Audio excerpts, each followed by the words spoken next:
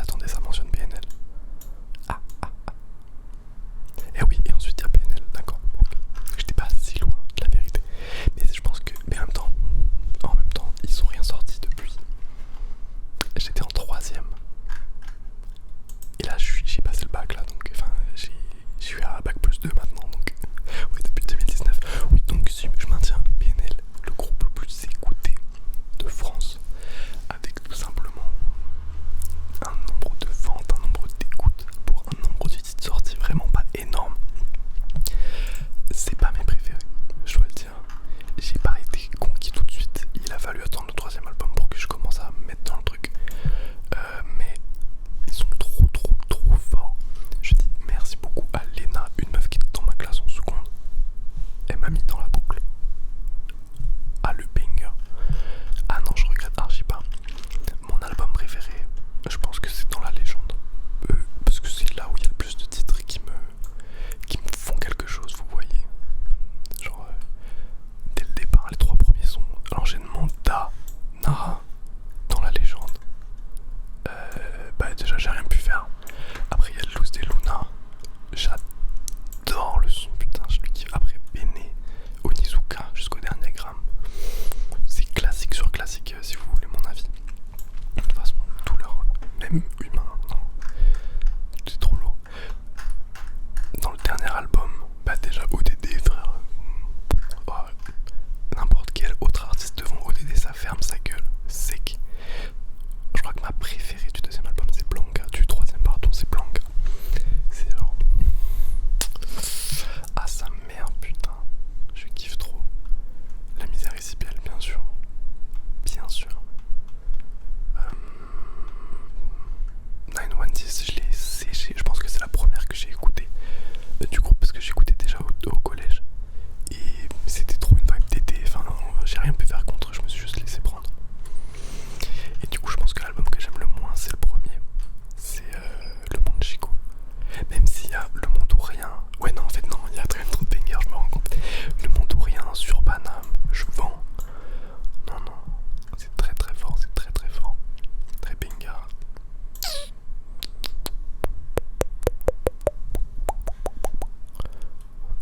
Je vous ai pas enculé les oreilles là avec ce que je viens de faire. J'espère pas, moi je peux pas savoir. Bon. J'espère que vous dormez bien en tout cas. Mais donc oui, PNL, bah, groupe de fous, on n'a rien pu faire, ils sont trop forts. Ils dominent tout. Certains diront que Booba domine. Je suis pas d'accord, mais en fait je sais pas, j'aime pas trop Booba. J'aime pas trop le personnage. La musique, bon, on est là. Mais je sais pas, en fait j'ai du mal avec lui, genre ça y est frère. C'est bon, t'as tout fait, dors maintenant, prends ta retraite. Il a dit qu'il arrêtait, il arrête pas du tout, frère, je sais pas. Après je mets beaucoup de respect, vous voyez, parce que bah, genre il a un peu construit tout le système dans lequel on est, enfin c'est lui le mec au milieu de tout quoi. Je sais pas comment expliquer ce que je veux dire, parce que je sais très bien que c'est pas lui qui a construit le système, qui a fait en sorte que les choses marchent comme elles marchent et tout. Je sais que c'était pas lui le premier ou quoi, mais je sais pas, c'est celui qui est là, qui est en exercice et qui est reconnu depuis le plus longtemps. Il a une longévité qui est aberrante. Donc non, forcément si t'aimes le rap tu respectes, mais je l'apprécie pas. Voilà, c'est ça, je dirais que c'est ça. Je suis qui pour dire que j'apprécie pas Booba? Absolument personne. Je suis un gros connard. Oui.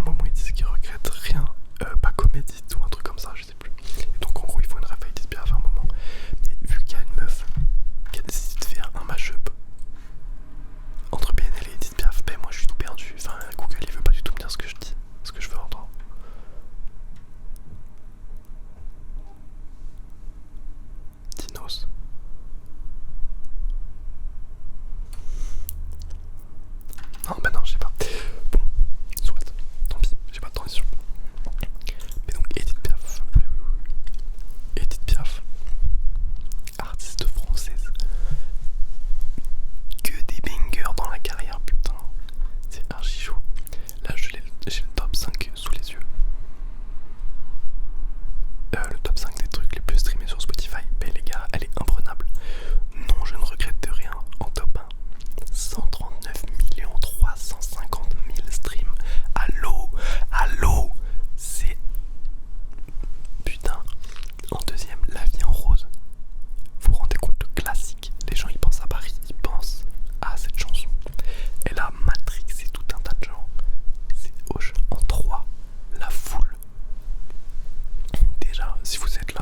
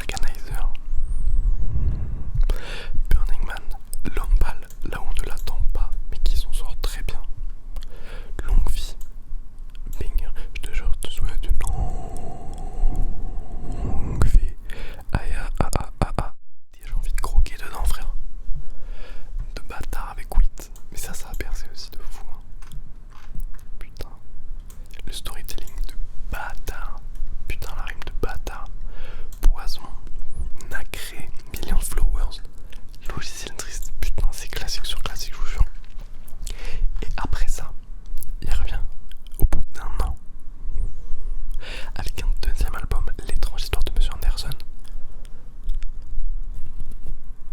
Je vous jure, quand j'ai écouté l'album L'étrange histoire de Monsieur Anderson à l'été 2021, je n'ai écouté que ça pendant 2 semaines. Au bas mot, je me suis pris une claque. C'est un truc de fou furieux d'arriver avec une tracklist de ce niveau au bout d'un an. Alors que tu viens de bercer. Quand je serais parti au Canada, je serais parti aux Bahamas avec l'argent et tout ce dont on peut rêver, toutes sortes de substances. J'ai le gène addict, je vous jure que j'aurais tout gaspillé dans le casino. Lui non, il s'est enfermé pendant un an. Il a pondu le deuxième classique. Et je crois que c'est le deuxième album que je préfère. Il arrive avec Un rêve étrange. Je suis en fusion quand j'écoute ça, les gars. Après Iverson, banger, classique. Le classique facile, classique. Après Windows Shopper, il arrive avec Hamza sur un terrain différent. Ah non, il n'y a pas encore Hamza, pardon. Je kiffe moins, j'avoue, c'est moins mon truc, mais trop fort quand même. Après, R9 Airline, Fit Damso. J'ai rien pu faire. Les mêmes mecs à qui j'ai fait apprendre par cœur Vent de l'Est et R9 Airline, ils connaissent par cœur. Les artistes à chicha commencent à paniquer, gros. C'est du génie, je vous dis. Après Stuntman, Alpha One et 8 sur le même son. Putain, quel poulet, le miel dans les oreilles, je vous jure. Voir le monde brûler. Là après ça c'était du banger. Mais après on arrive sur Voir le monde brûler, Que la pluie, Lost Forest, Help, Fallen Angels, Une histoire étrange. C'est crève-cœur.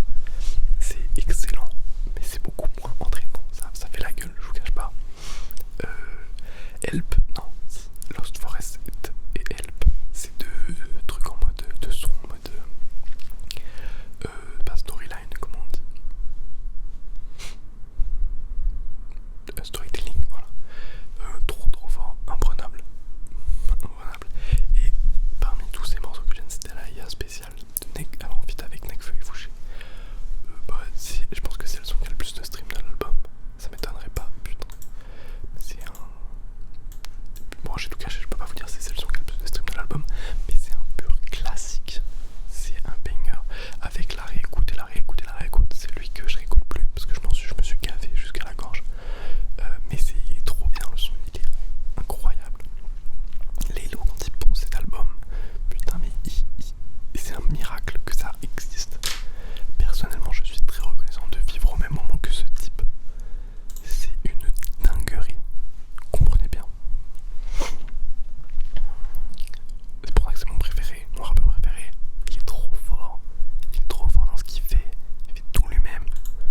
Tuto qu'il a dû bouffer sur FL Studio, putain, sur Blender, sur After Effects, sur Pro Tools.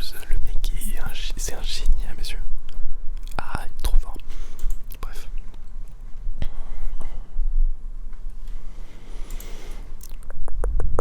De qui on va parler? On va parler d'une meuf. On va parler d'une meuf récente pour le coup, qui n'est pas dans le rap. Une chanteuse, c'est de la variété en soi, soyons réels, que j'aime beaucoup et que pour le coup j'écoute. C'est Laurie Darmon. Enfin j'écoute aussi, comment elle s'appelle, Edith Piaf. Mais moins régulièrement que Laurie Darmon. Laurie Darmon trop forte. C'est une artiste française qui n'a pas une carrière très longue. En gros, je l'ai découvert il y a très longtemps. Enfin, elle n'a pas une carrière très longue, mais je l'ai découvert il y a très longtemps. Donc vous faites ce que vous pouvez avec les informations que je vous donne. Je l'ai découvert, je pense, oh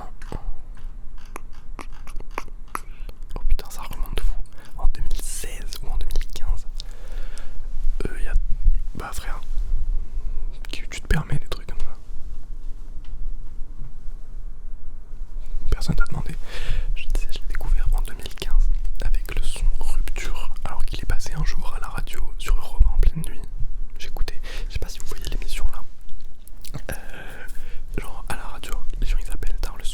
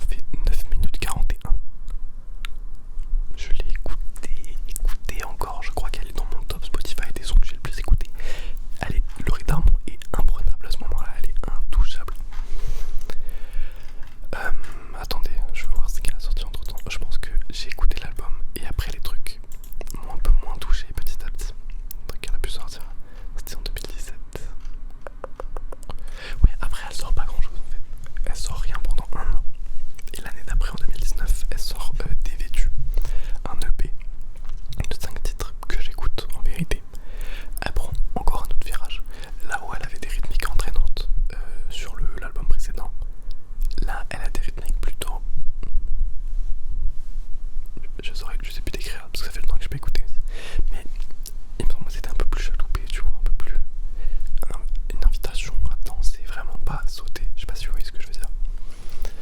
Notamment Ombé, Stéphanie, Rogen SM. Je m'en rappelle très bien, mais je les écoute plus aujourd'hui. Reste, je m'en rappelle plus, soyons réels. Et Il Grec, je l'ai redécouvert il y a l'année dernière, je crois. Elle m'a fait tout l'été. C'est trop un banger. Les chansons sont trop bien, mais enfin surtout trop bien. Stéphanie, je l'ai pas écouté depuis très longtemps. Je me rappelle encore de la mélodie. Vraiment, c'est classique sur classique.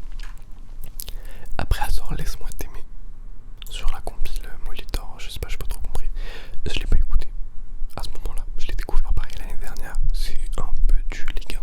Faut vraiment foncer. Après, elle sort des trucs que j'ai pas écouté jusqu'en 2021 où elle sort Maman. Comment on dit, un single. Je le kiffe. On revient sur du bien en voix, mais l'écriture a beaucoup évolué. C'est beaucoup mieux, même si j'aimais déjà bien avant. Et surtout, il y a un petit virage techno avec un gros kick. Surtout les temps, vraiment, je kiffe de fou.